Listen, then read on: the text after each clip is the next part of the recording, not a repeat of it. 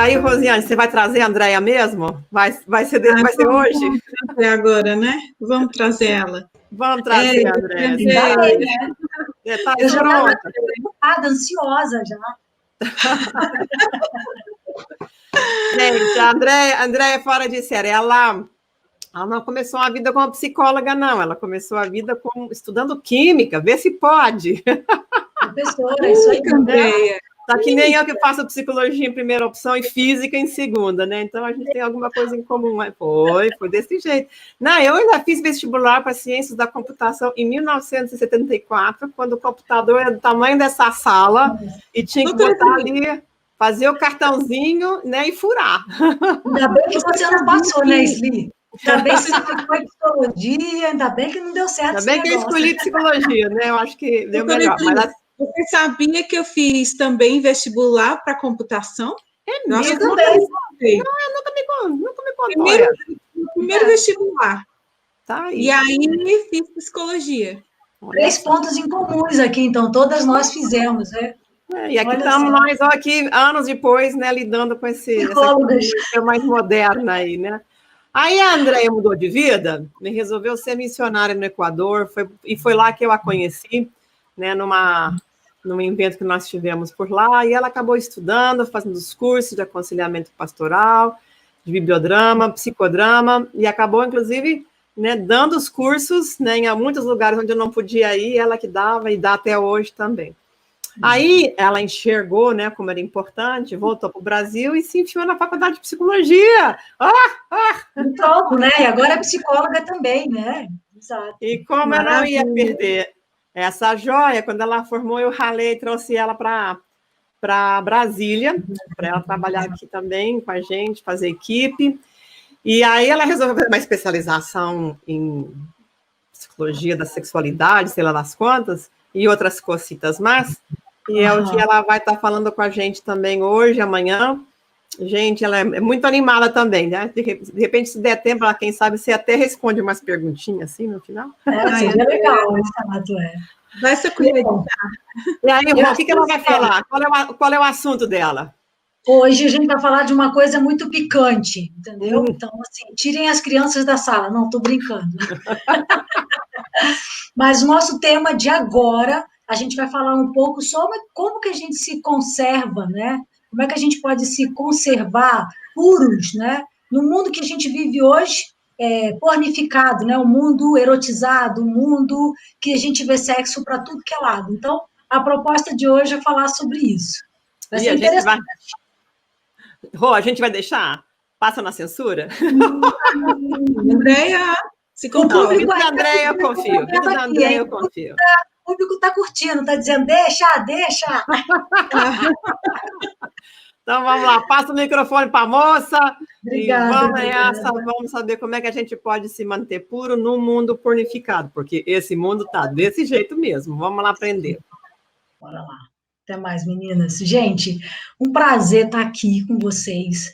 Esse é o 3º Asas de Cura e, para mim, é sempre um prazer, um privilégio poder participar. Como a Sli comentou, né, eu dediquei 7 anos, quase 7 anos e meio da minha vida no campo missionário, e eu vejo a importância de como é importante que a igreja esteja firme para sustentar não só a questão do evangelho, da gente falar de Jesus, mas também para sustentar e atender essa demanda que a gente se encontra na comunidade eclesiástica. E a gente vive um tempo difícil, né? Eu vim para Asas de Cura esse ano, muito feliz, e para trazer para vocês também um presente nesse momento de Asas.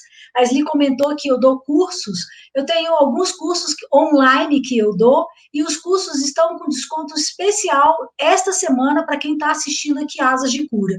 Vocês estão vendo as propagandas aí passar, então eu animo vocês a pegar esse cupom, ir lá e fazer um curso. Um deles é sobre o tema que a gente está falando aqui hoje, que é um curso sobre esses efeitos da pornografia no seu cérebro. Então, eu falo com detalhes de como é que o nosso cérebro lida com isso, e também, né, aproveito para mostrar e dar alguns passos iniciais que podem ajudar aquelas pessoas que estão querendo deixar ou estão com problema nessa área. Então, o curso é um curso barato, relativamente, né, barato, e ainda vai sair mais barato ainda para você se você usar o cupom Sem Pornô, e a partir de hoje, essa promoção tem duração só de 1 semana. Então, sábado que vem, já não tem mais. Então, aproveita que é para você, tá bom? E tem outros cursos, né? O curso de aconselhamento pastoral também está com promoção para quem trabalha nessa área, e um curso sobre autoestima para quem quiser fazer uma jornada de autoconhecimento, né? Aproveita, e é assim, para mim é um prazer e um privilégio poder compartilhar de ferramentas com outros irmãos que eu sei que vai estar ajudando, trabalhando na igreja com pessoas, tá ok? Bom, o Ed está com os meus slides aí, ou eu que coloco aqui, Ed? Como é que é isso? Bom, só para começar, aí tem os meus contatos, quem quiser entrar em contato, aí está o meu WhatsApp, minhas redes sociais, você pode ir lá seguir. Temas que são constantes, que eu sempre estou publicando, essa questão da pornografia, do vício em pornografia, da sexualidade feminina, as irmãs que estão aqui. Outro tema que eu falo, tem um grupo no Facebook, falo sobre sexualidade também infantil, como lidar com essa coisa do descobrimento da infância. Então, tem alguns teminhas que você sempre vai achar nas minhas redes sociais, eu tenho um canal no YouTube, vai lá xeretar as coisas que eu ando falando, fica à vontade, tá certo? Então, a ideia aqui hoje é compartilhar as várias coisas que a gente anda fazendo e o conteúdo que a gente tem e juntou esses anos todos com você, tá bom? Bom, gente, bora falar, né, bom, eu ia falar de pornografia, mas aí não ia ficar legal isso, né? Bora falar sobre integridade moral, né?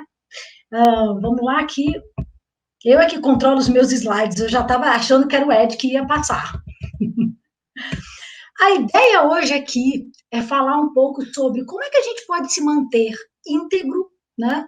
Com uma integridade moral nesse mundo que a gente vive hoje, de tanta pornografia, de tantas questões sexuais tão fortes, né? E aí, para falar sobre isso, para o que a gente quer falar, eu vou precisar fazer um caminhozinho com você.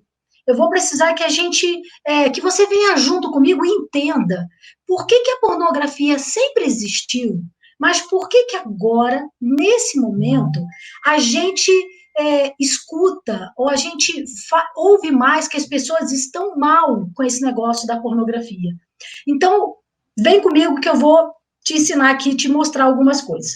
A primeira coisa que eu quero chamar a atenção é que, durante muito tempo, né, a televisão ela foi a rainha, né, dos lares, nossos lares aqui, as famílias brasileiras, né? Mas, atualmente, a gente sabe que assim, o computador, principalmente o smartphone, ele está dando um up e todo mundo tem. Então, uma família que tem até 2 televisões devem ter pelo menos 5 ou 6 smartphones em casa. Então, as pessoas hoje estão trocando um pouco essa coisa de estar se conectando com a TV. Eu escuto até muita gente falar isso no consultório, né? Dizer, eu não assisto mais TV, eu não vejo mais TV, agora eu só vejo Netflix, agora eu só vejo, nem sei se pode falar essas coisas aqui, né, mas eu vejo essas coisas de filme. Então, quando as pessoas começam a mudar, esse já é uma mudança radical que a gente vê hoje, que é do nosso século, que a TV está ficando para trás, e o computador e o smartphone, ele está tomando, tablet e esses outros eletrônicos, né, está tomando o nosso tempo, né, e o lugar que muitos anos a televisão foi a rainha, certo? E cada vez mais a internet, então, ela vai tomando o lugar da TV, e aí dos meios de comunicação em massa, e vai ficando mais forte, principalmente aqui no nosso país. E aí, a internet muda a forma das pessoas de se comunicarem, de se informarem, de comprar, de vender, de trabalhar, de fazer amizades, né? de ter lazer. Então, a gente vai desenvolvendo uma relação com esse meio de comunicação bem diferente.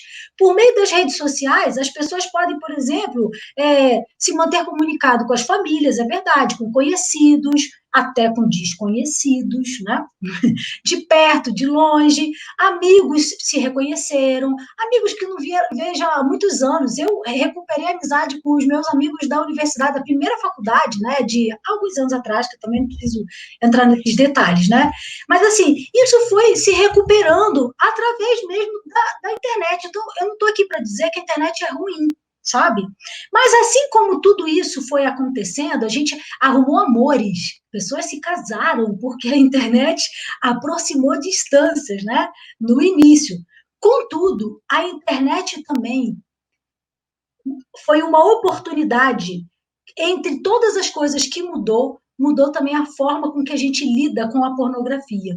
Então, o que acontece? A internet adicionou outro meio em que as pessoas podem se envolver em comportamentos sexuais. Então, aquilo que era antes tinha todo um caminho, por causa da internet, agora a gente tem outro caminho, tem outra forma de fazer isso. E aí, o que acontece? Deixa eu só voltar esse vídeo aqui, né? Porque eu queria dizer que, assim, existem vários tipos de consumo, tá certo? A pornografia, desde o consumo passivo até um consumo, né, de interação com salas de bate-papo, com chat, essas coisas assim, com conteúdo sexual, tá? Então, a gente vai acreditando que os estudos dizem é que o anonimato, que muitas vezes ninguém sabe quem é a gente bota uma foto lá, você não tem certeza que é aquela pessoa, né? O anonimato são fatores que ajudam, que têm contribuído para a internet ter adquirido, ter desenvolvido essa manutenção do famoso sexo online. Então, algumas pessoas vão utilizar a pornografia ou o sexo online como um complemento à sua sexualidade offline. O que é isso? Então, elas vão ter uma vida social, vai se relacionar e vão ver pornografia de vez em quando. Vai acontecer, isso acontece. Mas existem outras pessoas que vão fazer disso um substituto. Essas outras pessoas, elas vão usar o vício, a internet, ou o sexo virtual, ou a pornografia na internet, como um substituto do sexo real. E isso é o que potencializa o vício. Então, a pessoa para de se relacionar, ela para de procurar parceiros, ela para de fazer várias coisas que a gente sabe do cotidiano das relações e começa a ficar simplesmente cada vez mais atolado e indo pelo caminho da pornografia, sem ter consciência, muitas vezes, que ela está fazendo esse caminho. Quando ela se dá conta, ela já está até aqui, né, nessa areia movediça, e com muita dificuldade para sair. Quando eu falo sobre vício e pornografia, muita gente fica meio assim, né, num desconforto, porque assim, depois eu vou mostrar a estatística e por que a gente decidiu falar sobre esse tema aqui. Mas quando a gente fala sobre isso, geralmente as pessoas dizem, não é tanto assim, não sei, você está exagerando, eu vejo pornografia, mas não sou assim e tal. Mas existem pessoas, e na internet há comunidades inteiras de homens e mulheres falando de como é que o consumo de pornografia tem destruído a vida deles. Então, eu queria chamar a sua atenção, porque a gente está falando de um problema grave, sério, e que muitas vezes a gente está excluindo, fazendo de conta que não existe. E isso não está sendo bom, não é bom para a gente como cristão, e não é bom para o mundo, para as pessoas. Mas vamos lá. Continuando, se a pornografia sempre existiu, por que agora a pornografia é um problema? Essa é uma grande questão. E aí eu quero chamar a atenção para vocês que o que mudou na pornografia tem muito a ver quando a banda larga chegou na vida da gente. E aí vamos passar rapidamente por esse caminho. Antigamente, quando alguém queria consumir pornografia, tinha que comprar uma revista no jornaleiro. Tinha que comprar uma revista, e aí você tinha que esperar até a revista sair no jornal, porque sair no jornaleiro saía uma vez por semana, ou por mês, né? É que eu não vi muito dessas revistas, mas pesquisei. Mas saía uma vez por mês. Algumas pessoas tinham vergonha, os meninos mais novos tinham que tomar cuidado para ir lá, comprar a revista. Então, assim, tinha que mandar um adulto para ir, tinha toda uma coisa, assim, que acabava atrapalhando um pouco a gente ter esse consumo, né? Muitas vezes os meninos achavam as revistas escondidas em casa dos adultos que consumiam. Mas era muito complicado esse negócio, né? Quando alguém conseguia, levava para a escola, dividia, mas era assim. E revistas famosas, que a gente teve os primeiros acessos, encontros com a pornografia. E, claro, também tinha os famosos VHS, né? Quem é que nunca entrou numa videolocadora? Bom, talvez se você for uma pessoa muito jovem, você nunca entrou numa videolocadora. Mas quem é da minha contemporâneo deve ter entrado numa videolocadora e lá tinha aquele espacinho especial, separadinho, só para aqueles vídeos, né, mais pesados e tal. Então, que todo mundo ficava meio curioso, tinha que esperar a locadora esvaziar para entrar lá, né? Porque assim, não vai entrar com gente vendo você entrar. Então, passamos de um momento estático das revistas para um momento um pouco mais quente, que era dos VHS.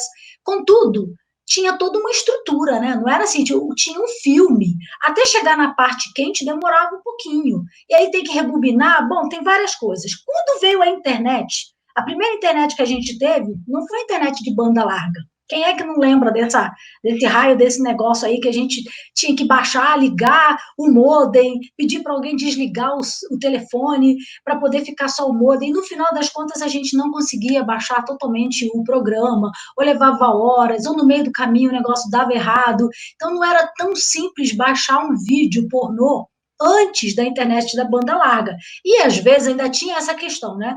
Ainda havia o risco de você tá ali fazendo aquilo, gastar aquele tempo todo, quando baixava tudo, abria e a resolução era ruim, ou o vídeo não era aquele mesmo que você estava procurando, e não dava certo de jeito nenhum.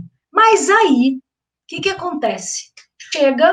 Surge a banda larga, a internet de banda larga de alta velocidade. E aí a relação com a pornografia teria uma mudança considerável desse momento para cá, porque agora em minutos o sujeito tem uma fonte inesgotável de vídeos curtos produzindo a parte mais quente do material pornográfico. Não tem mais que esperar a revista sair nas bancas, não tem mais que ir na locadora, não tem mais que ficar rebobinando fita para ver aquela parte que você gostou mais. Agora você pode pegar e baixar vários vídeos com aquela parte quente, né, de várias pessoas diferentes. Você não precisa ficar assistindo o mesmo vídeo, porque você tem que esperar até mês que vem para sair. Você pode ver várias coisas diferentes. E assim, a banda larga abriu uma porta que eu nem sei se a gente estava preparado para passar por ela, sabe? E aí, o Gary Wilson, em 2014, disse que o mundo da pornografia nunca mais foi o mesmo depois da banda larga. E quando eu paro para pensar, quando eu vejo as estatísticas, a gente não vai falar aqui sobre isso, lá no meu curso eu coloco um pouco de estatística, porque é importante a gente perceber isso, que assim, quando eu paro para pensar, no meu pai, por exemplo, né, a idade que meu pai tinha, meu pai, ele faleceu, eu já estava com 72. Meu pai, com 72 anos, é bem provável que ele assistiu, se ele viu, provavelmente viu, né, pornografia, muito menos do que um menino hoje de 10 anos, de 14 anos pode ver. Se a gente vê as estatísticas de quanto filme tem já gerado, disponível na internet, a gente ia precisar muito mais do que 80 anos para assistir todos os filmes disponíveis. Então, um menino hoje de 15 anos já viu mais pornografia que o seu próprio pai, do que as pessoas que nos antecederam. Porque hoje a velocidade nos dá essa possibilidade. E isso, nossa, é um perigo. E aí, a grande pergunta que eu acho que vocês podem estar se fazendo é, mas por que falar desse tema, né? Exatamente num meio, num momento, num congresso de cristãos? Por que falar sobre esse tema no meio de pessoas supostamente santas, né? Que provavelmente não veem pornografia? Esse tema não deveria estar aqui? Sim, né? Não, não é assim. Eu queria dizer que é, mas não é. Isso aqui saiu na revista super interessante de 2016. Religiosos veem mais pornografia. O consumo entre o conteúdo adulto diário entre os devotos é maior do que aquelas pessoas que não têm, que não estão ligados a nenhuma religião. Isso deveria dar uma sacudida na gente, fazer a gente pensar no que anda acontecendo. Você viu a cara daquele menino lá no documentário? Ele parecia uma pessoa assim, não parece uma pessoa desorientada, não tem nada de errado com ele, é um jovem, né? De 18 anos, sei lá, da faculdade, um jovem tranquilo. Até ele só se deu conta que ele estava exagerando na pornografia porque ele perguntou para os colegas e de repente ele ficou meio assim, né? Tipo, ué, vocês não veem o tanto que eu vejo, então tem alguma coisa errada comigo. Se ele não tivesse perguntado, ele nem saberia. Então, assim, como é que a gente faz? O que a gente tem que fazer e olhar, né, para a gente mesmo, parar de olhar e achar que é o outro que tem um problema, e olhar para a nossa comunidade eclesiástica, começar a pensar que quantas pessoas estão envolvidas, estão sendo marcadas, sabe? Estão sendo denegridas na sua integridade moral por causa de acessos, de uma aliança com a pornografia, muitas vezes oculta e que ninguém sabe. E aí, eu quero chamar a atenção para vocês dos números que a gente tem da pornografia. E esse aqui é um pouco antigo, né? Não deu para ver no meu quadro, mas esse quadro aqui, essa estatística aqui vai para 2015, 16 também, por aí. Já deve ser mais, né? Então, olha só quanto que a gente gasta com pornografia, sabe? Como é que isso afeta a nossa vida? Então, vamos ficar atento a o que anda acontecendo, porque parte dessa população aí é cristã, ou maior parte dela é cristã, é religioso, é devoto a alguma coisa. E aí, só para a leitura aqui, ó, a cada segundo, 30 mil pessoas estão assistindo pornografia na internet. E não se engane, porque algumas pessoas acham que é privilégio, ou que é assunto só de homens, né? Mas não é não. As mulheres também consomem pornografia, tanto quanto os homens, tá certo? E aí a gente vê aqui nessa época, quando eu fiz esse slide, de 25% a 33% das mulheres estão assistindo pornô na internet. E isso a gente sabe que já aumentou, tá certo? E aí vai, né? Eu vou pular um pouco essa parte, porque eu quero chegar nessa aqui, ó. Olha isso aqui, o Mundo Cristão diz que 68% dos homens que vão à igreja acessam pornografia regularmente, diz as pesquisas. Não sou eu que estou dizendo, eu só estou apresentando para vocês, tá certo? Outra coisa em 2018, saiu também essa reportagem que de 2 em cada 3 cristãos acessam pornografia mensalmente. Essa está até muito mais próxima da gente. É um hábito, tá certo? Vamos lá, mais uma. Sério, mulheres cristãs realmente veem pornografia? Sim, mulheres também. E a estatística está aí, ó. Apenas 13% das mulheres que se identificam como cristãs dizem que nunca veem pornô. 13% não veem, o que significa que quanto o outro percentual maior são daquelas que veem. E a gente precisa parar para pensar sobre isso. E aí eu trouxe várias coisas, porque eu quero realmente que você se choque e que você pense se esse é um assunto que a gente pode ficar calado no meio da comunidade cristã, no meio da comunidade eclesiástica. Pornografia é a principal causa de divórcio entre os cristãos. Olha isso. Porque eu falei lá atrás que algumas pessoas estão deixando a vida real, o sexo real, para se dedicar ou para gastar tempo só com sexo virtual. Não foi isso que eu disse? Então, o que acontece com essa relação marido-mulher?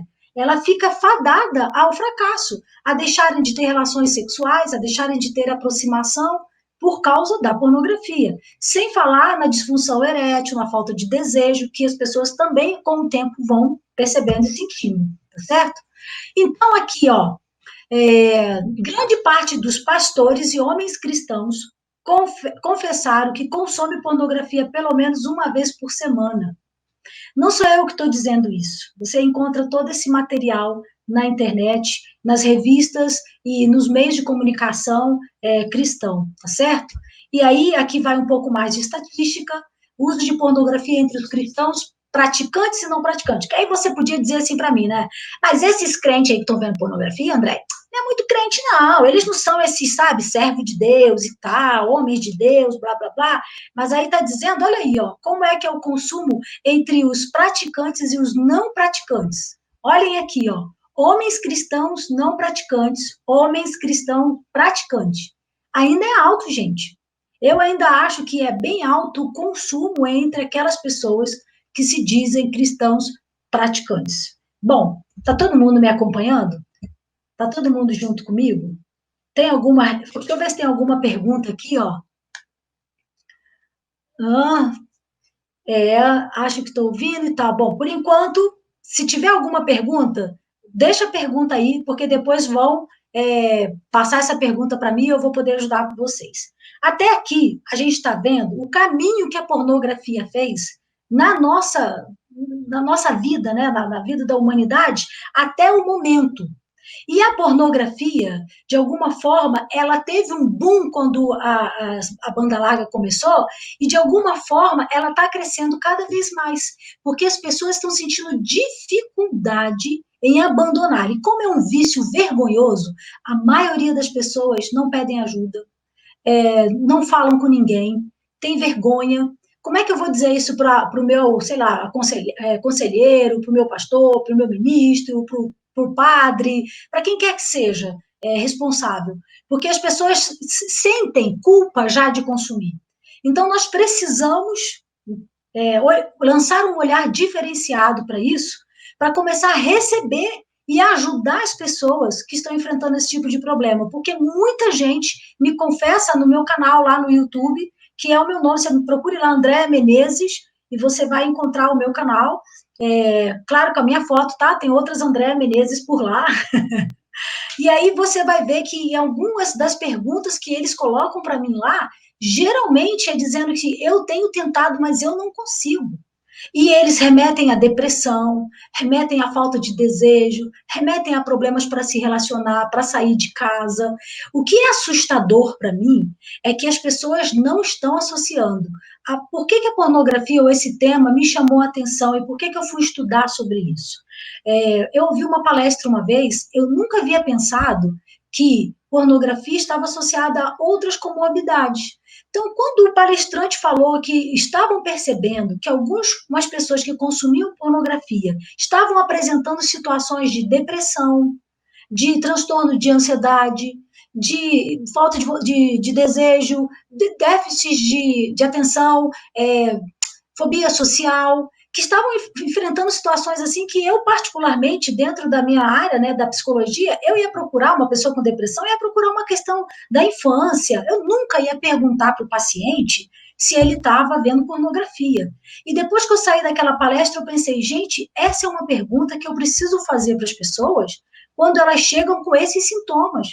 E eu descobri depois que eu estava tratando 2 pessoas no consultório que estavam com problema de fobia, de depressão e outras coisas, e eu resolvi perguntar, vem cá, você anda assistindo pornografia?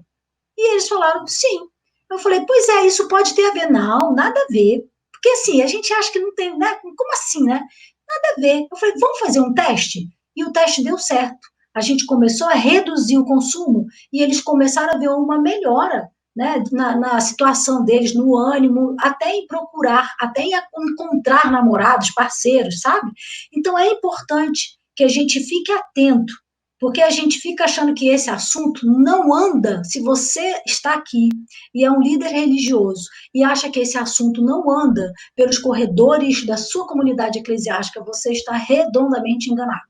Isso deve acontecer provavelmente também entre os líderes dessa comunidade, entre, sei lá, eu não sei como é que chama, né? Então eu vou falar vários nomes aqui, tá? Que é os presbíteros, os diáconos e os líderes de jovens, adolescentes, e seja lá o que for. Então, fiquem atentos. A gente precisa falar mais sobre esse tema na comunidade sem preconceito, porque senão a gente não vai ajudar as pessoas a melhorarem nesse caminho, ok?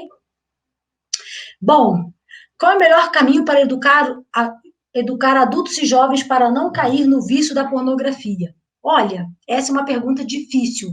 Eu vou deixar para o final. Mas primeiro, assim, a melhor coisa é falar sobre o tema. Porque os jovens, eles não sabem que isso faz mal. Então, eles caem nesse buraco porque eles não sabem.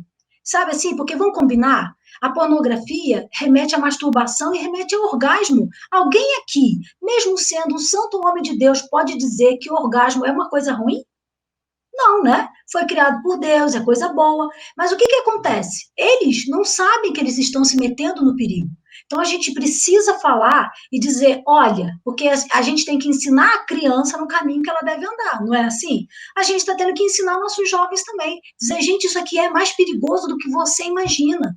Só que a gente não fala sobre esse tema. A igreja tem um preconceito enorme para falar sobre sexualidade, entendeu? E aí a gente fica com essa dificuldade. Tá certo?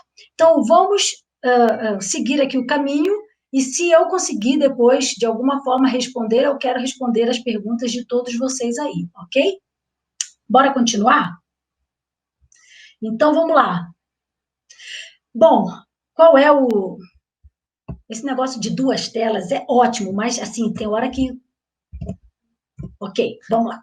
Primeira coisa que eu quero falar sobre o vício é como é que eu sei que eu tô viciado? Que é o que mais me perguntam. Eu vejo pornô, mas será que eu tô viciado? Como é que é? Qual o limite?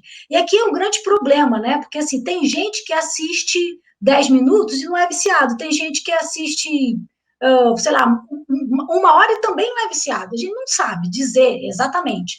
Mas o que se sabe é que, assim, os elementos básicos de um vício estão presentes na vida da pessoa que consome pornografia. Quais são os elementos básicos de um vício? Uma pessoa que está viciada em alguma coisa, ela tem tolerância.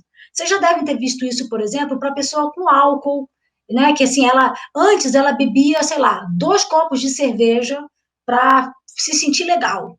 E aí, com o tempo, ela vai adquirindo tolerância, ela vai precisar tomar 3 copos de cerveja para sentir aquela mesma sensação. A mesma coisa com o viciado em drogas. Então, ele injetava uma certa quantidade, né? Cheirava uma certa quantidade. Mas aí ele vai perdendo o efeito, ele vai adquirindo tolerância e ele vai precisando de mais para poder sentir aquela mesma boa sensação. O vício em pornografia também. As pessoas começam consumindo vídeos mais simples, coisinhas mais tranquilas, e depois eles vão passando para coisas mais pesadas e cada vez mais pesadas, porque não vai fazendo o mesmo efeito. Eles vão adquirindo tolerância, ao ponto de algumas pessoas relatarem que elas estão consumindo vídeos que nem é a preferência sexual dela. Ou seja, tem homossexuais que começam a assistir vídeo heterossexual. E tem heterossexuais que começam a assistir vídeo homossexual. Aí eles falam, mas eu não sou homossexual, mas eu vejo pornografia, é porque aquela pornografia hétero já não faz mais bem. E alguns vão passando para coisas muito mais pesadas, para zoofilia, né? Em relação a animais, violência, crianças. E aí as pessoas se sentem ainda mais mal, porque elas entram por um caminho que elas não faz parte da ética daquilo que elas creem, entendeu? Então, a tolerância é isso. Eles vão consumindo cada vez coisas mais pesadas. A síndrome de abstinência. O que é a síndrome de abstinência? Você para, né? Você pede a pessoa para parar e ver como é que ela fica. Tem várias... quando a pessoa tem problema com drogas e com álcool, a gente vê vários sintomas dessa pessoa, né? Então, gera uma certa ansiedade, tem gente que fica batendo a perna, né? Não vai dar para mostrar a perna batendo, mas essas marcas da síndrome de abstinência, a pessoa com pornografia também sente. Então, ela fica querendo arrumar um lugar para estar sozinha, para buscar, você não consegue, começa a sentir uma angústia, sabe? Eu ouvi um relato de uma menina de 13 anos, da igreja, que disse que ela ia para a igreja para ensaiar, mas a cabeça dela, ela ficava pensando naqueles vídeos que ela viu e ela ficava querendo ir logo embora para casa para poder assistir aquele vídeo. Porque uma menina de 13 anos não tem estrutura para ver um negócio desse, vamos combinar, né? E a perda do controle, porque todo mundo diz, não, eu vejo só, tá no controle, eu vejo um pouquinho, eu vejo aquilo ali. Não é verdade. Muitas vezes as pessoas perdem o controle e não conseguem parar, né? Tentam e não conseguem. Né? Então, uma das primeiras coisas que eu peço às pessoas quando a gente vai começar é bloqueio total, para de consumo, vamos ver quanto tempo você aguenta sem ficar, entendeu? E aí a gente vê que às vezes não passa 2 dias, a pessoa acaba consumindo de novo, certo?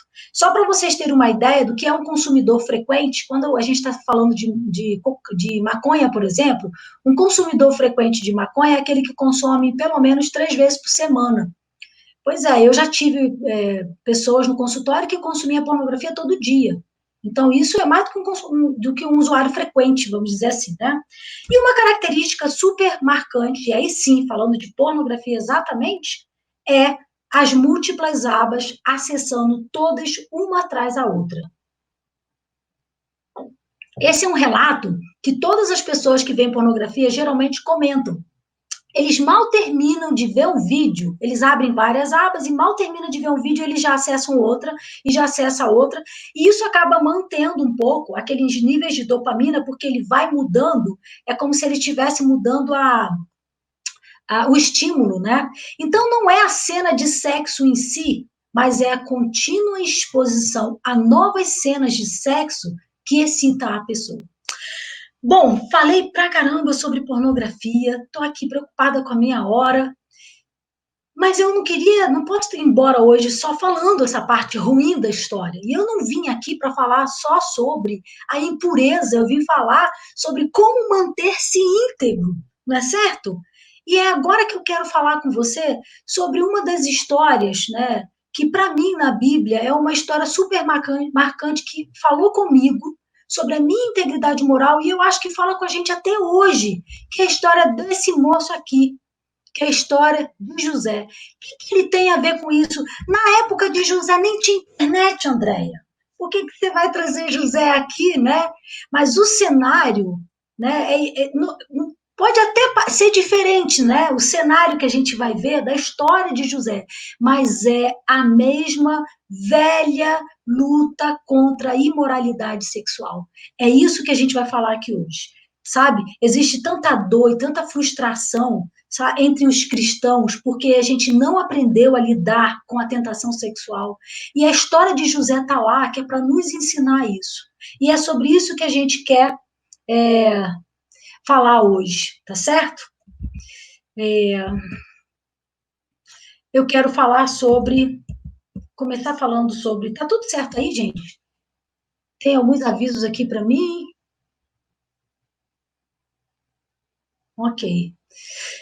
José teve que lidar com a tentação sexual em uma época especificamente vulnerável da sua vida. Quem conhece um pouco a história de José, não conhece, está lá em Gênesis 39, o texto que a gente vai trabalhar hoje, tá bom? E eu quero apresentar a natureza, exatamente, vamos entender, porque você de repente está achando que foi fácil aquela história para José. Mas vamos aprender um pouco, entender a natureza da tentação e a maneira como ele reagiu a essa tentação, tá certo? José, ele trazia em sua bagagem emocional um grande trauma. Imagina que esse cara quase foi morto pelos irmãos, foi vendido, passou um tempo na prisão, passou como escravo na mão de outras pessoas, sendo filho de Jacó, entendeu? Sendo uma pessoa que tem família, ele foi levado para longe, e aí ele foi jovem, ele devia ter, eu acho que aí por volta de 17 anos, quando tudo isso aconteceu, e aí no auge dos seus impulsos sexuais, ele está na casa de Potifar, certo? Ele era um jovem saudável, viril, ativo, bonito, porque qual jovem que aos 17, 18, 19 anos, né, não tem um poder sexual aí, né, a não ser que está vendo muita pornografia, mas deveria, hormonalmente falando, tá no auge, né? Quem é que não quer voltar nessa época, né? Mas então, ele estava longe de casa, então ele não precisava prestar conta para ninguém, ele estava longe da família, longe do seu Deus, entendeu? Se ele fizesse alguma coisa errada, com tudo que ele passou, gente, até podia. Acho que Deus, ele devia pensar assim, não, Deus vai até me dar um desconto. Porque assim, depois de tudo que eu passei, eu até que mereço um tempinho de diversão, né? Ele podia ter pensado assim. Ele estava sozinho em um país estranho, se adaptando a uma nova língua e diferentes costumes. E como se não bastasse, ele estava no auge do sucesso na casa de Potifar, né? Que isso acrescenta aqui uma dinâmica muito poderosa a essa tentação, né? De quando a gente diz, não, eu sou o cara, pode vir qualquer tentação que eu tô, sabe? Eu tô por cima, Deus está me abençoando, eu sou capaz de qualquer coisa. É o que a gente às vezes pensa quando tá tudo bem, né? E a frequência quase que rítmica com que aquela mulher ficava tentando José. Andréia, tem certeza que você não está exagerando? Vamos dar uma olhadinha no texto, então? E aconteceu depois dessas coisas que a mulher do seu senhor pôs os olhos em José e disse, deita-te comigo. E aconteceu que, falando ela cada dia, não foi um dia só não, tá? Foram vários dias, a José, e não lhe dando ele ouvidos para deitar-se com ela e estar com ela. Veja como o José lidou com essa coisa. Vamos lá ver? Com que coisa José teve que lidar, né? Com essa mulher aí, que sem dúvida era uma mulher que já estava observando José há um tempão. O texto fala que ela olhou para ele. Então, por isso que eu tenho certeza que José devia ser um cara bem apessoado, entendeu? Jovem. Essa mulher já devia ter feito isso outras vezes com esse esposo. De vez em quando ele viajava, ela devia pegar um escravo ali, ninguém reclamava. Por que a José ia ter que reclamar, não é verdade? As mulheres egípcias, elas tinham essa reputação de serem lascivas e infiéis. Então, isso já é um ponto negativo aqui para ela, né? Provavelmente ela ficou impressionada pela beleza e juventude de José, provavelmente. E achou que seria fácil seduzir ele, né? Afinal, ele era um escravo. E afinal, era um menino, né? Tipo, recém-chegado por aqui. Então, assim, ele não vai querer dar bola fora, né? O que eu disser, ele vai ter que fazer, certo? E o fato de ter sido rejeitada, porque ela foi rejeitada, né, no início, foi tornando isso aí, deixando que ela ficasse mais determinada e mais persistente nesse negócio. Provavelmente ela falou, nossa, mas que durão, hein? Nossa, tô até gostando disso, eu vou agora mesmo que eu fiquei interessada nesse menino, porque ele é bem durão. Vai ser bom pegar esse menino. Então, aquilo foi instigando aquela mulher de tal forma que a gente não pode negar que essa tentação foi punk para esse rapaz, viu? Vamos combinar, hein? Talvez não tenha sido, ela nunca tenha sido rejeitada antes por nenhum escravo. E aí passou a ser uma questão de, não, uma questão de honra. Peraí, isso nunca aconteceu aqui em casa. Quem esse menino pensa que ele é? Não é verdade? Pois é, José estava em maus lençóis. Ou em lençol nenhum, né? E ela lhe perguntou, perdão, e ela lhe pegou pela sua roupa, dizendo, deita-te comigo. E ele deixou a sua roupa na mão dela e fugiu e saiu para fora. José ficou trabalhando em casa e essa mulher aproveitou o momento que o marido foi viajar, foi fazer alguma coisa. Ela provavelmente preparou esse quarto, entendeu? Talvez ela tivesse vestida ou não vestida, certo? E aí José vem e vai atendê-la no momento que ela chama, e aí ela chama ele para se deitar com ele. E aí, esse menino deve ter ficado numa saia justa, vamos combinar. Porque assim, como eu acabei de dizer, o menino viril, o menino bonito, o menino longe de casa, ele tinha tudo para dizer, não tenho nada a perder, tá certo? Mas aí ele teve uma atitude inesperada. O que ele fez? Ele saiu correndo. E vamos ver o que é que as atitudes de José nos ensinam para a gente também saber como lidar com a tentação sexual, de alguma forma, com a imoralidade sexual quando ela bate à nossa porta. Quais foram os fatores principais que permitiram a José não cair e nem passar dos limites? Vamos ver? Primeira coisa que eu quero destacar, José cultivava profunda atenção à presença de Deus. Como é que eu sei isso? Se você ler Gênesis 39, você vai ver que pelo menos 4 vezes você encontra a palavra o Senhor era com José. A presença de Deus era evidente na vida desse menino. Ele, por onde ele andava na casa, seja o que for que ele estivesse fazendo, ele entendia que Deus estava com ele, ali do lado, sabe assim, tipo, de bracinho dado e tal, Senhor, e aí, sabe? Ele entendia que Deus estava junto com ele todo o tempo. E aí, as ocasiões mais facilmente que nos desencaminhamos e cedemos à tentação são aquelas que a gente esquece que o Senhor, que Ele está presente conosco. Eu imagine você, como é que você se sentiria se você sentasse para ver pornografia e você pensasse, Deus está aqui do meu lado e eu estou colocando Ele nessa condição? Como é que você se sentiria quando você pega no seu celular para ver aqueles vídeos, aquelas fotos, aquelas coisas que os colegas mandam pelo grupo de WhatsApp e você pensasse, Deus está aqui do olho, a companhia de Deus está aqui comigo agora. Você teria condições de dizer, Senhor, olha isso aqui que eu estou vendo também? Você ia achar legal se Deus se concretizasse ali? Você, que você sentiria se você tivesse consciência de que Deus está com você o tempo todo? Porque Ele está. Não fica pensando que Ele te deixa. Quando Ele diz, eis que estou convosco todos os dias, Ele está. E veja bem em que situações a gente coloca Deus quando a gente se coloca nesse lugar de estar olhando, repassando, muitas vezes, recebendo, porque assim, o fato da gente receber uma foto, um vídeo, alguma coisa, sabe, de baixo calão e tal, a gente às vezes não tem como evitar, porque as pessoas mandam pra gente, mas a gente repassa, e manda para o grupo e ri com todo mundo, e Deus está ali junto com a gente. Se Deus fizer parte do teu grupo de WhatsApp, de todos os grupos que você participa, você ia postar e ver e rir das coisas que você ri? Porque a gente tem perdido a consciência da presença de Deus na nossa vida, é que a gente tem feito as coisas que a gente tem feito. é que a gente tem cedido à imoralidade sexual, porque a gente esquece que Deus está ali. Porque quando eu entro no quarto para ter relações sexuais com o meu marido, Deus está lá também. Porque ele criou isso. A gente não tem que ter vergonha disso. Se a gente está tendo vergonha, se Deus não pode estar junto com a gente quando a gente está fazendo isso, é porque a gente não está fazendo a coisa certa. Alguma coisa errada está acontecendo. E você precisa rever os grupos e as coisas com que você participa. As coisas que andam fazendo mal para você e você não abre mão delas. Fica de olho, hein? Porque José, bem espertamente, entendia que Deus estava ali com ele. O próximo passo é que José, ele era diligente no trabalho. Esse menino, sabe, ele trabalhava de verdade. Se a gente estudar a história de José, tudo que ele pegava para fazer, ele era o melhor. Ele foi o melhor na prisão, ele foi o melhor na casa de Potifar, ele foi o melhor governador que a gente já teve, que o Egito já teve, podia ter naquela época. O José foi. Vocês lembram de Davi? Quando foi que Davi caiu sexualmente, gente?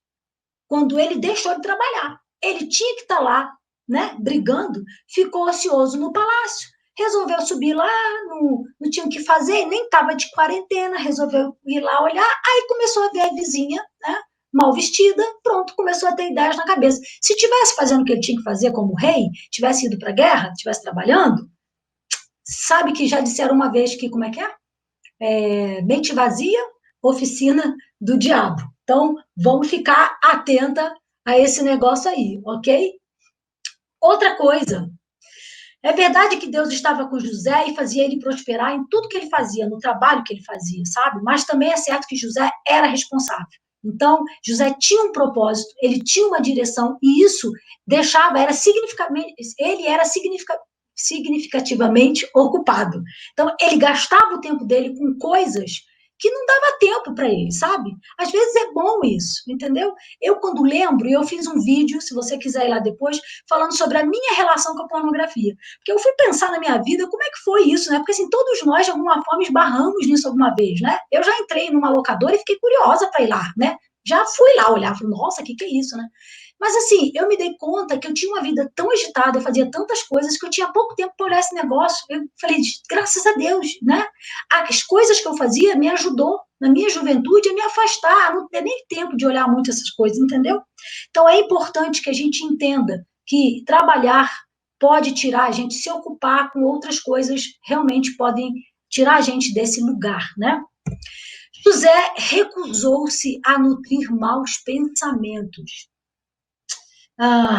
E se é para a gente pensar, por exemplo, né, na possibilidade de ele estar fazendo outras coisas e pensando nessa mulher, né? Porque ela todo dia mexia com ele não podia parar um dia e pensar, nossa, até que essa minha senhora não é feia não, né?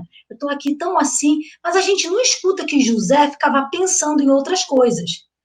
Ao contrário, ele, porém, diz a Bíblia, recusou, não lhe dando ouvidos. Ele gastava mais tempo trabalhando do que nutrindo pensamentos sobre aquela mulher. Porque isso também é um passo ruim. Se ele começasse a pensar na possibilidade de trabalhar ou de fazer alguma coisa com ela, isso já seria suficiente para aprisionar ele neste lugar. José também avaliou as consequências. Eu acho que muito poucos de nós fazemos isso. Ele pensou bem no que podia acontecer. O que foi que ele disse? Nenhuma coisa me vedou, meu senhor, né, o Potifar, senão a ti, porque és sua mulher. Gente, ninguém é uma ilha. Nossos pecados vão afetar outras pessoas também. Se você avaliar quantas pessoas vão ser afetadas se você tem uma queda nessa área, família, filhos, ministérios, pessoas que te acompanham, quantas pessoas estão aí, sabe, à sua volta, trabalhando com você e que essa queda, ou essa imoralidade, ou essa situação pode trazer um desastre para a vida delas. Então, preste atenção nisso, nós não somos uma ilha, existem outras pessoas, sabe, que depositam a sua fé e confiança em nós. Então, pense bem, José reconhecia os seus limites, ele sabia que ele devia alguma coisa para aquele patrão, para aquele chefe lá, mas ele sabia principalmente que os seus limites estavam entre a esposa dele, que aquilo ali não era permitido, e que ele sabia que Deus estava presente com ele. E aquele chefe foi colocado pelo Senhor. Então, pense bem sobre o que você vai fazer, em poucos minutos, orientados pelos nossos impulsos, por esses momentos, podem afetar muitas vidas por anos. Então, às vezes, por causa de alguns minutos de pornografia, de pecado, de imoralidade, você pode afetar a vida de pessoas para toda a vida. Vamos ficar atento a isso, tá certo? A quinta coisa é que José compreendeu que o pecado era contra Deus. Ele disse: como, pois, cometeria eu tamanha maldade e pecaria contra Deus? Lá em Gênesis. A grande barreira para José aqui, tá? Não era o que ele não queria fazer por causa de Deus. Tudo bem que tinha um pensamento em Potifar, ele falou: não, meu chefe me proibiu, eu não posso ficar com a senhora. Tudo aqui é permitido, menos a senhora. Ok. Mas ele também entendia, antes de tudo, que aquilo era uma maldade contra esse Deus que ele julgava estar presente com ele todo o tempo. Imagina se Davi tivesse pensado a mesma coisa, né? Ele só pensou isso depois. Porque aí depois, no Salmo 51, ele diz: pequei contra ti somente. Davi entendeu depois também que ele tinha pecado contra Deus, mas aí já tinha passado o pecado. O José foi um pouquinho mais esperto, né? Ele segurou antes de pecar. E aqui eu quero chamar a atenção, né? Porque todo mundo fica querendo uma forma de deixar a pornografia, tipo, mas o que eu faço para lidar com isso? Olha, gente, pelo amor de Deus, José utilizou o meio primário. Sabe qual? Fugiu, meu. Ele saiu correndo, entendeu? Não tem esse negócio, pecado sexual. Agora, para de fazer o que você está fazendo. Você está comendo pipoquinha, alguma coisa, bebendo, preste atenção no que eu vou te dizer. Pecado sexual é isso aí que é a resposta, é fugir. Não vai ajoelhar e orar. José não quis, por exemplo, orar pela mulher de Potifar. Ele não pensou, ele não racionalizou, não, eu sou uma pessoa santa, eu posso lidar com esse pecado. Não, ele não discutiu, sabe? Ele nem quis convencer a mulher que ela estava fazendo uma coisa errada, nem vamos orar por você, porque isso que você está fazendo é mal. Não, ele simplesmente fugiu, correu, pernas para que te quero, sabe? É pecado sexual? Larga o celular, vai para perto de alguém. Se você está indo em direção ao seu computador e sabe que você vai olhar pornografia, foge. Sai de casa um minutinho, apesar que ele está em quarentena, né? Mas vai para outro lugar, fica perto de alguém, liga para alguém, foge. Charles Swindoll disse uma vez que você é um tolo, um simplório, se você sabe o que faz mal para você e mesmo assim, ainda disso você se alimenta. Então, nós sabemos o momento em que a gente vai acessar. Nós sentimos, sabe? Eu me lembro que eu ouvi os meus pacientes falando isso. Olha, eu sabia que eu ia chegar em casa e eu ia ver pornografia. Ele já sabia no caminho. Ele já ligava para casa. Quando eu sabia que minha mulher não estava em casa, eu já sabia que eu ia sentar no sofá e acessar pornografia. Sabe? Então, foge. Nessa estrada florida do pecado, sempre vai ter uma escapatória, sempre vai ter um momento de você fugir. Qual teria sido o final, gente? Se José não tivesse feito isso, se ele não tivesse corrido. Ah, mas aí ele foi preso, foi. Ah, foi, deu tudo errado para ele depois. Mas ele continuou sendo um homem íntegro. Ele não precisou enganar ninguém. Porque a quem ele não precisava enganar, que é o Senhor sabia como é que se deu a história. Então, eu não sei como é que está na sua vida, nem por que talvez você está aqui nesse momento e por que essa palavra pode, como ela está chegando para você. Mas eu queria dizer que talvez fugir, se colocar diante de Deus, entender que a presença de Deus é verdadeira, que Ele está com você, que Ele sempre está com você, até quando você acessa essas coisas. Isso pode ser um dos primeiros passos para você conseguir abandonar ou pelo menos se afastar, ou procurar ajuda, pedir a alguém que ajude, falar, eu não estou conseguindo sozinho, eu preciso de alguém para prestar contas, por exemplo, para que você também tenha um final diferente. A história de José poderia ter sido diferente, mas não foi, porque ele fez todos esses passinhos que a gente falou, foi que ajudou eles, coisa simples, e pôde manter-se íntegro frente a uma tentação que era enorme naquela época. Talvez a sua também seja. Então, vamos pensar quais são os pequenos passos que eu preciso dar para começar a mudar. E aí você pode também mudar o final da sua história. Porque você já está nesse caminho, né? Como é que vai terminar? Não sei. Mas vamos mudar o final da nossa história, certo? Para mantermos íntegros nesse mundo que está um mundo difícil, sabe? Erotizado demais, pornificado demais. Tá bom? Bom, eu acho até que estou estourando o meu tempo, mas eu queria saber se tem perguntas, se tem alguma coisa que eu possa ainda colaborar com o pessoal. Eu tenho tantos aparelhos eletrônicos ligados aqui que eu não sei para que lado olhar, mas vamos lá. Tem perguntas aí, pessoal? O pessoal que está trabalhando aí em asas de cura? Como é que é? Tem? Qual o melhor caminho para educar os adultos jovens e para não cair no vício da pornografia? Foi o que eu falei, assim, a melhor forma é a gente...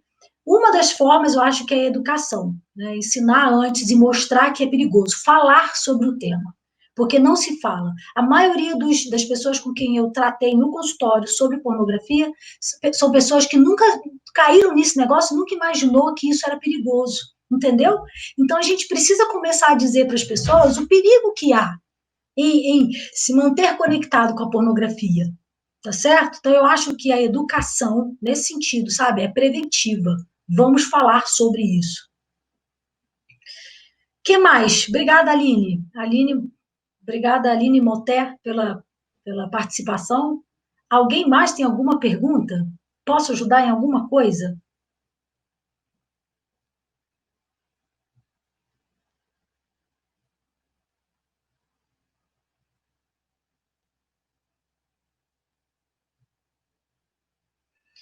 Nossa, essa pergunta aqui, qual é a minha visão sobre o pensamento da sociedade atual? Nossa, eu não entendi muito bem a sua pergunta, né? Mas, assim, a relação da santidade com a nossa vida atual, assim, santidade, eu aprendi uma vez com um professor que santidade é aquilo que a gente é no escuro, quando ninguém está olhando. Então, acho que o nosso compromisso é viver o que a gente prega, o que a gente fala. A gente precisa ter mais esse cuidado. Santidade é eu poder utilizar da ética, da moral, sabe? Fazer as coisas que a Bíblia nos ensina, mesmo quando não tem ninguém olhando, entendeu? E eu acho que a gente está um pouco, a internet, de alguma forma, essa coisa da gente ficar postando no perfil, vou falar um pouco sobre isso amanhã, mas a gente está vivendo uma realidade que não é a nossa, entendeu? Eu uma vez ouvi alguém falar assim, que geralmente, a começar pelo WhatsApp, vou dar um exemplo muito simples. Quantos de nós, a foto que está no WhatsApp corresponde a quem nós somos? Agora, nesse momento. Quantos de nós, a foto que a gente coloca no Facebook, no Instagram, no nosso perfil, que está lá a nossa cara, é uma foto real de quem a gente é agora? Percebe? Então, se a gente fica já dando essas ideias erradas sobre quem nós somos, se santidade é aquilo que eu tenho que ser quando ninguém está vendo, é isso que eu acho que tem que precisa mudar. No mundo atual, a gente está entrando na mesma onda da galera, sabe? De postar, de ser fake, de postar, de mostrar que a gente é uma coisa que a gente não é. A gente precisa ser mais real de quem nós somos. E eu acho que isso é santidade, porque é assim que Deus nos vê. Deus me vê assim, ó, descabelada, desse jeito, entendeu? Ó, sem maquiagem, assim que Deus me vê. Tudo bem que a gente passa um batonzinho para aparecer aqui, não tô falando mal dessa coisa de se preparar, entendeu? Eu tô falando mal dessa coisa fake, das vezes a gente querer ser outra pessoa. Isso não remete à santidade, sabe? Uma dica para ensinar as crianças onde hoje há vídeos de educação. Não há muitos, tá? Mas eu vou deixar uma dica aqui.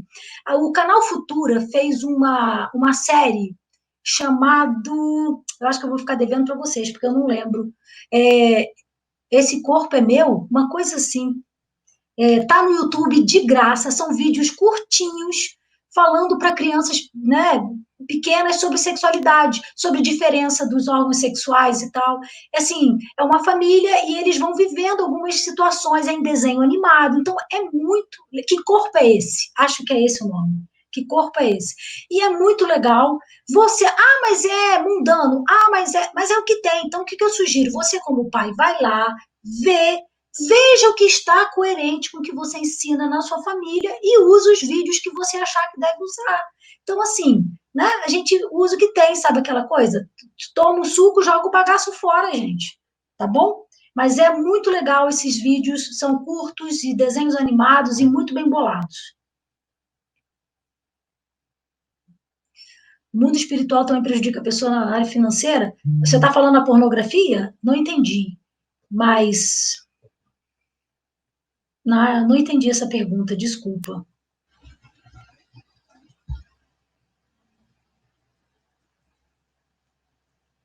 Sim, quando alguém confessa que tem um vício no início do relacionamento, ele pode estar sinalizando que precisa de ajuda.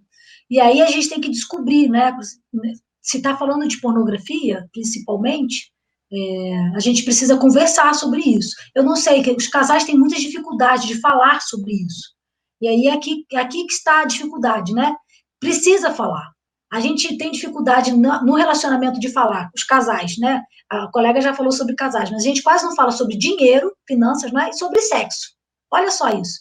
A coisa que a gente tem de mais íntimo entre os dois, e a gente não fala sobre como a gente gosta o que a gente gosta de fazer na relação sexual e as coisas que a gente anda vendo por aí, tá certo?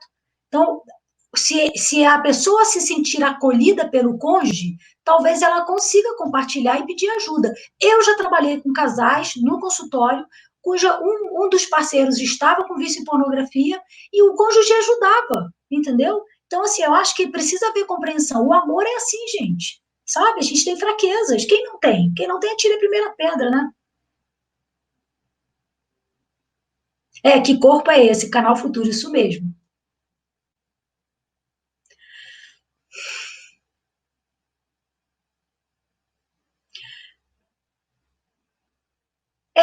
Eu escuto também, sabe, Rodrigo, de pessoas que têm um relacionamento com a pornografia que não é de vício, que não faz mal, sabe?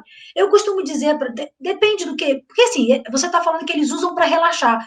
Pode usar outra coisa para relaxar? Tem que ser a pornografia, de certa forma?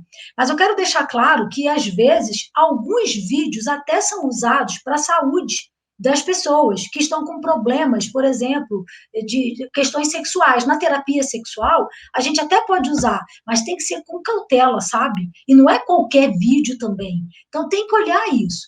Tem que ver, principalmente, se está atrelada a alguma coisa. Por exemplo, um cara uma vez me disse assim, ó, eu vejo pornografia e me masturbo todo dia antes de dormir, para relaxar.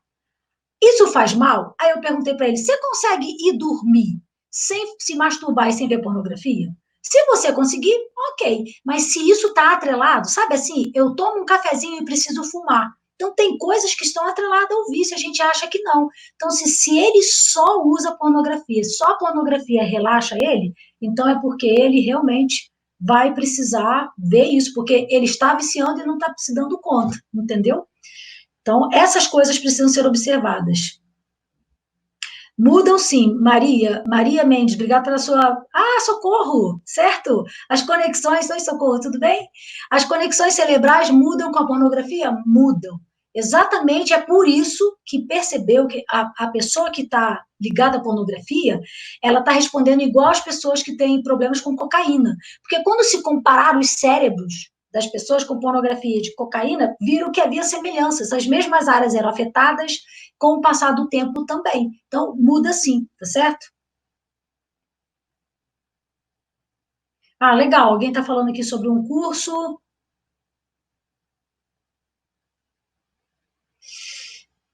Olha, aqui alguém está perguntando, se o cônjuge não confessa o uso de pornografia e não se arrepende, como é que a gente continua? Olha, é sério, né? Mas assim, como é que é? Se ele não confessa, como é que você sabe que você já conversou com ele? Você falou? Porque, de repente, ele não confessou porque você não falou de forma clara.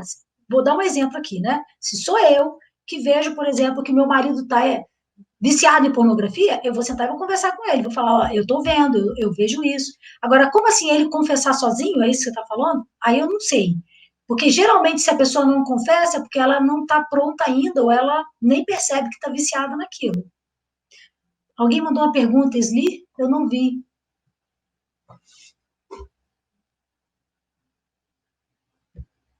O vício em pornografia é na mente, sim, porque ele tem a ver com o nosso sistema de recompensa, tem a ver com outras coisas, né, que acontecem no nosso cérebro. Bom, eu não vou ter tempo de falar tudo aqui, então o meu curso pode ajudar.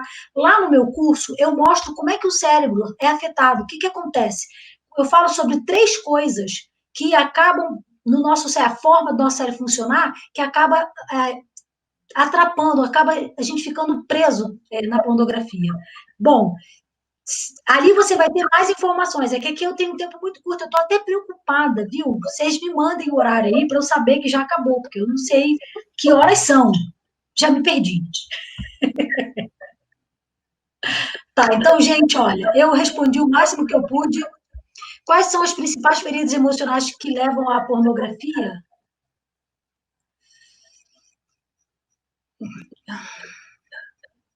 Bom, essa pergunta é um pouco difícil, porque eu não entendi.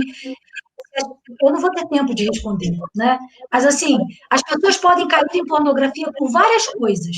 Até mesmo por isolamento, por estar ocioso, por estar sem tempo de fazer as coisas. Agora, no isolamento, tem um monte de gente sem poder fazer sexo, deve estar procurando pornografia como possibilidade. Então, isso é uma coisa. O fato de não conseguir um parceiro, pode ser. Então, as pessoas podem se aproximar da pornografia a princípio por uma coisa simples, boba, mas elas podem ficar enganchadas nesse negócio e depois não conseguir sair, tá certo? Agora, as emoções que vêm depois, aí vem depressão, culpa, falta de vontade de viver, tá certo?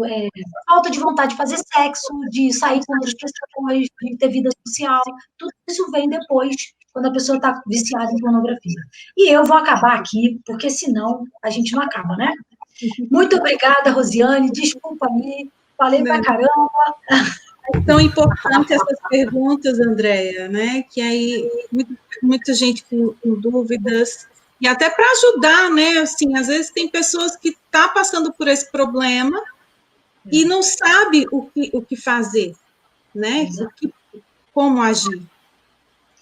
Eu quero deixar aqui a dica que no meu canal no YouTube eu tenho vários pequenos vídeos sobre o tema. E até pode ser a resposta de algumas pessoas, é que não vai dar tempo, né? Mas foi um prazer. Eu me lembro de um pastor que dizia assim, a pergunta é curta, mas a resposta é comprida. Então, é desse jeito. Desculpa aí que eu tomei seu tempo, Esli. Não, você não tomou, não. A gente vai dar um intervalo grande, porque eu estou desconfiada que as pessoas vão querer jantar, tomar um banho, se arrumar, se ajeitar.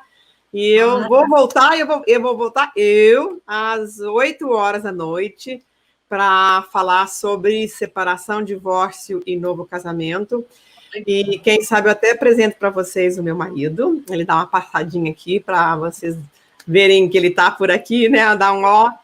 E aí a gente vai dar esse intervalo para vocês poderem, né, dar uma descansadinha, porque vocês têm sido assim fiel.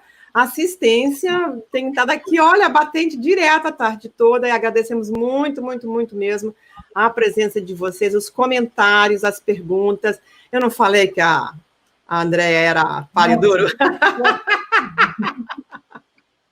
Ela é animada mesmo, sabe? Então, é desse jeito mesmo. Então, a gente quis trazer as pessoas que realmente pudessem falar, né, sobre temas difíceis, com jeito, e responder um pouco das perguntas e dar um ensinamento, né? Fiquei sabendo até que nós temos uma turma lá no Mato Grosso, a turma inteira foi se juntar lá na Igreja Batista para assistir Asas de Cura, todo mundo junto, lá pão de queijo, café e bolo.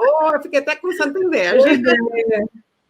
Achei muito legal os pastores fazerem isso e promover isso dentro das suas próprias igrejas. Muito bacana mesmo, eu me senti muito honrada, né? Muito lisonjeada com isso.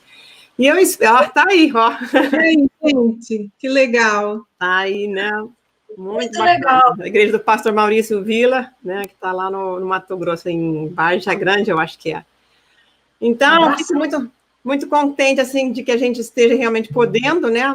A responder um pouco dessas perguntas, abrir o diálogo sobre esses assuntos, porque eu não tenho a pretensão... Falar sobre esse tema tão difícil, né?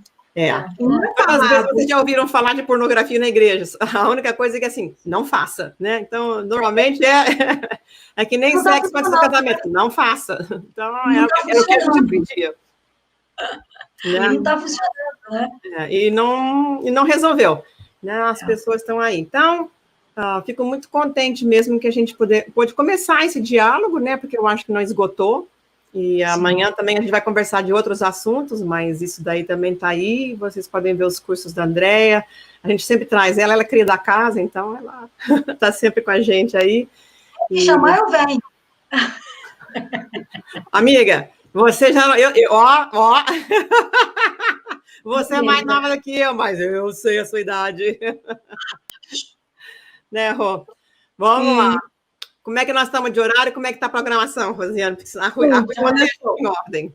A gente vai dar um intervalo agora de 1 hora, rapidinho, 1 hora, e às 20 horas em ponto a gente vai voltar com a doutora Sli. Como ela falou, ela vai estar falando sobre divórcio, separação e novo casamento.